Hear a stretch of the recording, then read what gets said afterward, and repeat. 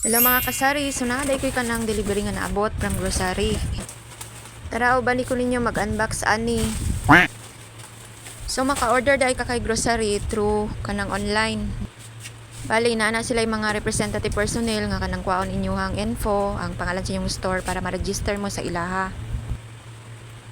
Bali si grocery, cash on delivery na sila. Then ang nakanindot sa ilaha, wala sila delivery fee. So bali ka ni siya, dili ni siya paid partnership or kanang promotion ha.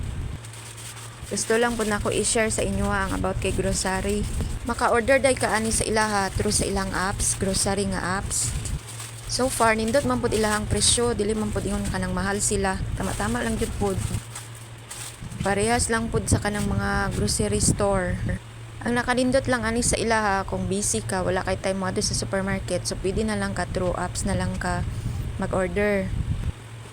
Pero by schedule na ilahang delivery, marag 3 times a week lang sila mag-deliver.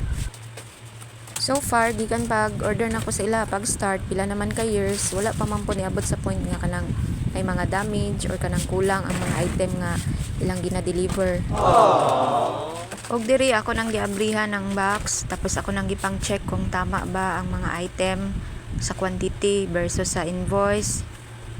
So maog yun niya kung una nga ginabuhat basta nagapangumpra ko, gina-check yun ako ang item kung tama ba sa versus sa resibo.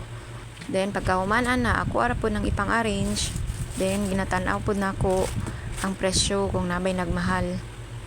Kay naabay mga item nga halos every week naman lang magtaas. Naunsa naman ni. Bitaw sa atong kinabuhi no, kailangan yun na to maningkamot ug mulihok aron tabangan ta sa Ginoo. Og diri hapit ako mahuman og checking.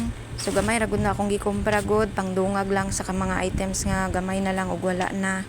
Thank you for watching mga kasari. God bless. Amping.